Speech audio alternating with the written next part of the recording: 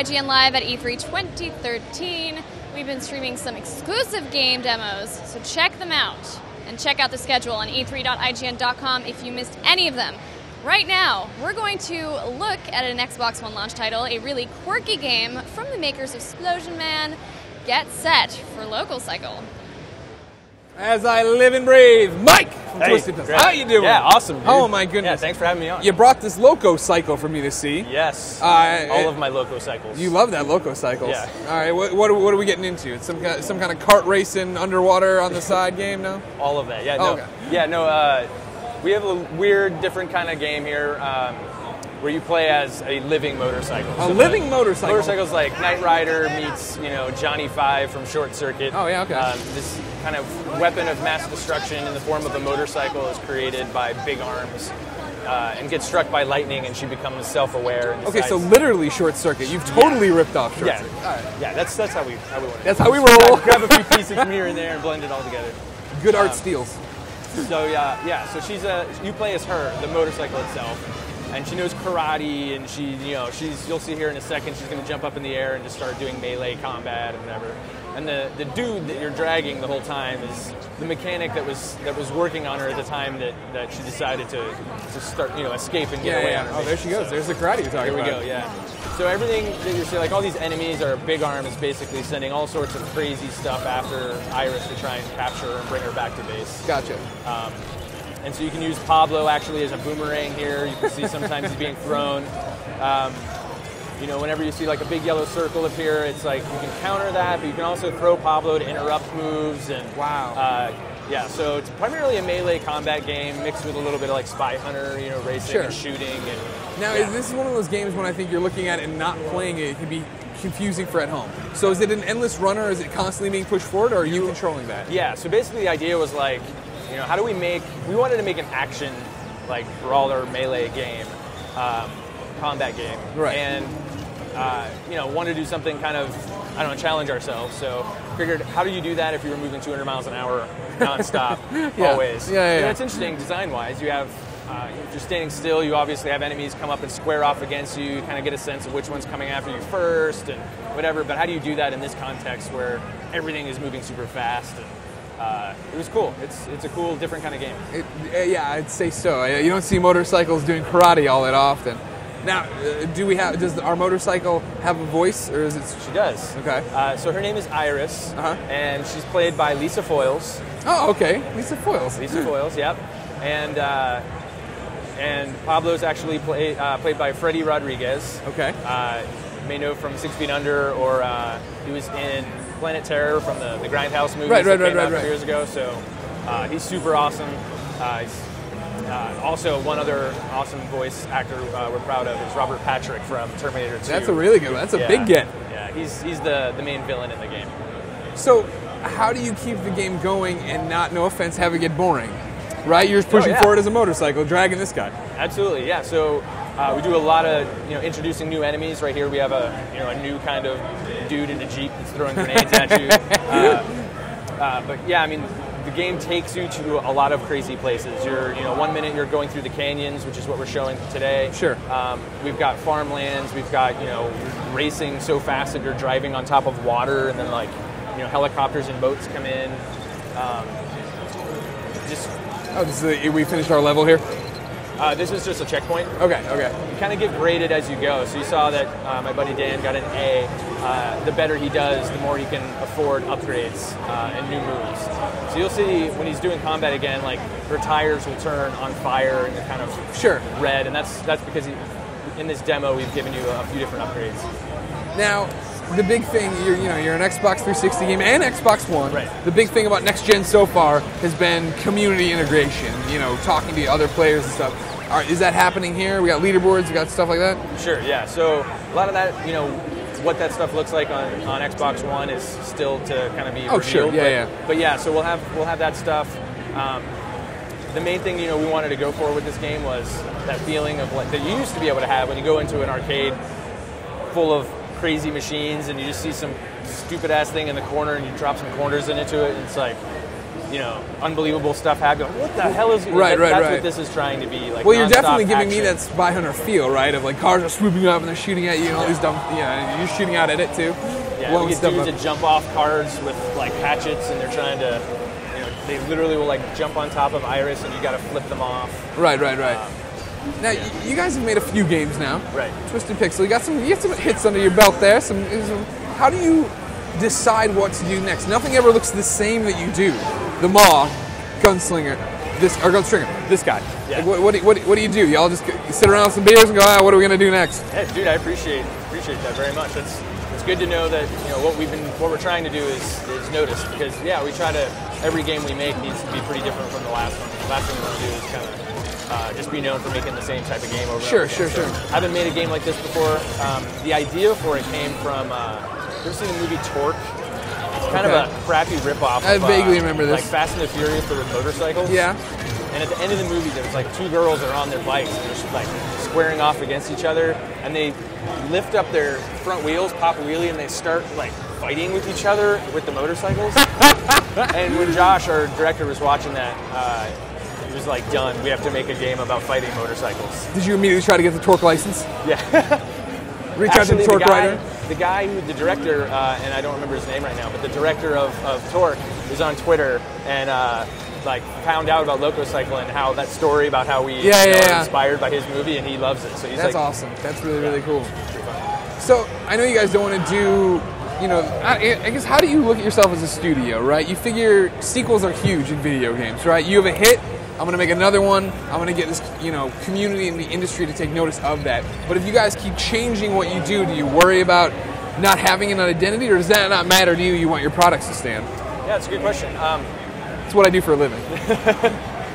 We primarily want to just make sure that we have stuff that the team really wants to make. Sure. Whatever, personally, I just think that if the team loves what they are doing and they're excited about it, it's going to be a great game no matter what. And so part of the reason why we want to keep making different things is to challenge ourselves and to just keep it interesting for us. I'm sure, yeah. How big's the team now? So, trying to keep it small. We got 26 people in the studio. So you got 26 crazy ideas ready at any time to go out and be the next part of the show. And we work on a few different projects at the same time. But yeah, no, it's just like, basically that's how Splosion came about. Was everybody sitting around in a room eating pizza? It was like, hey guys, what kind of, let's brainstorm some ideas for a game. And someone just started riffing on the idea of, what if you were a dude that all you did in the whole game was just explode and shatter glass? You guys were like, yeah, great one. Pretty much. Whatever, so pass me another slice. On the back of the cardboard pizza box, right? And then we sobered up and we're like, oh man, what? He's already made a demo, hasn't he? Crap, now we gotta do this. You told me before the show something I kind of remember, but you guys are now part of Microsoft. You're one of their studios. Yeah. Why'd you guys want to go down that road of exclusivity? Honestly, it was something impossible to say no to, because every game we've made, starting from the Maw, was done with Microsoft. And it didn't start out by design that way. It just turned out that every time we had a new game idea, Microsoft was awesome and just treated us right. And so every game we made was with them. We were working with them anyway, and they basically said, join us and we'll stay out of your hair. So they call it minimally managed. So, so we're kind of down in Austin, Texas, doing our own thing like we always have, and kind of have the resources and security of Microsoft to help make our games better. Yeah. So it was how could you say no? It's pretty awesome. Sure. I thought that was an interesting part of the Xbox conference, right? They came out and talked about how they are trying to acquire more studios, and they do have are trying to make more exclusives. What does that say to you about what they want to do going forward? Yeah, I think it says that they know that first-party content is really important. Showing to other developers and publishers what can be done with their hardware and that they're committed, I think it just shows that Microsoft is taking it really seriously. And it's awesome. We were the first acquisition, I think, for them in several years. I think there was Digital Anvil and some other companies that they had. And then there was this long stint of not really any acquisitions, and they kind of dipped their toe in the water with us, and it's going very well. And then they bought Press Play in Copenhagen not too long afterwards, and I think it's a good move. All right, well, it looks like Iris is up to no good here. Oh, we're getting a cutscene. Yeah. So this is a new, we're getting real close to the end of the demo level right now. Okay. This is something new that we're showing where, because of the lightning strike, every now and then Iris will fritz out and kind of just turn off. Gotcha. So now you take control of Pablo, and you are like looking around trying to find what's wrong with Iris, and you have to fix her before that huge semi-truck. Of course, before it runs you over. Yeah. Now, honestly, if I was Pablo, the first thing I'd probably do is burn off my pant leg. Yeah. Get out of there. But I understand. Is this line game? Is this controlled by analog stick? Yes. Okay. So we're intentionally like not putting much UI on the screen during this part. Like, basically, there's a huge truck coming to smash into you, and you have to figure out what's going on. Gotcha. Kind of a little bit of like intentional, panic. Yeah, to say the least, right? If a truck was bearing down. How many things like this are in the game? And I know that's a big question, but I mean breaking away from, that dude's getting dragged. Yeah, so there's a lot of, like you said, like a challenge in making a game like this is making sure that it's not just too kind of repetitive, right? Rinse and repeat combat over and over and over again. So we do a lot of stuff like this, and it changes between every level in the game. Gotcha. And even this one in particular, it seems like it's got a bunch of different mini games. I was expecting to do a lot of tracing, one section tracing, 1 second tapping. What's this one going to be? Spin the stick. Try that. No. It's coming up in a second. See how good I am? Yeah. You ever need a 27th bad idea? Here it is. I'll come on. I'll give you all the ones. First, this one he's got to use his sticks and kind of get them closer together, but not too fast. Or he'll kind of shock himself. Very interesting. I can't even imagine making games like so. You get the idea of we want the motorcycles to fight each other. We'll have one fighting motorcycle, and then you're saying that we need to break it up, I assume, right? Yeah. Well, then someone else is like, what'd be really funny is if the dude is being dragged the whole time and never actually gets to ride the bike. It's done. Write it down in the GDD.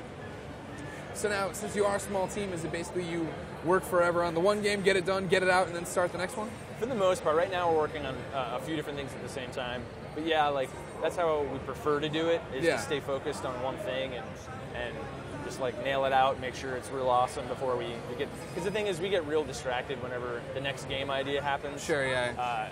We start getting towards the end of a game and we're going, polishing it up, fixing bugs, putting it through cert, and all of a sudden, like, I can look over at, the artists and they're already starting to like draw concepts for the next game. Yeah. It's kind of hard, so...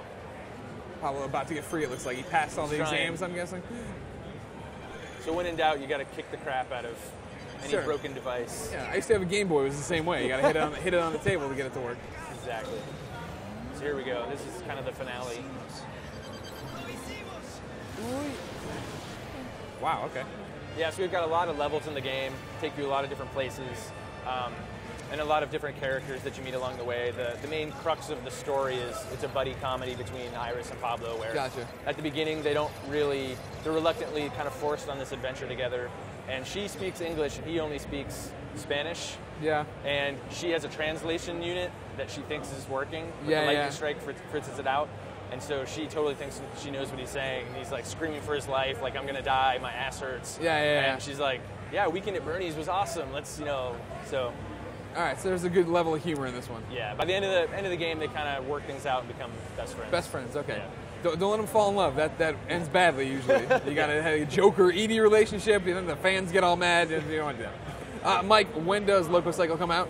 So we're announcing at E3 that it's going to be a launch title for the Xbox One. Well, there you go. So we'll be ready in time for launch. And the 360 version's coming. We don't have a date yet for that, but it'll be around then, and hopefully we'll have more details on that soon. All right, great. Mike, thank you so much for coming by. Thank you. It's really been a pleasure. it, Ladies and gentlemen, we have all sorts of cool games, whether they be stuff like LocoCycle, whether they be giant games. We're going to kick it to my Iris, Naomi Kyle. Are you trying to throw me off with those compliments? It's not working. So, how did LocoCycle look to you guys? Be sure to tell us because we really want to know. Tweet at IGN with your thoughts, okay? Just include the hashtag E32013. Don't forget, make it official. Next on the show, we're going to look at a creepy game called Daylight, so keep it right here.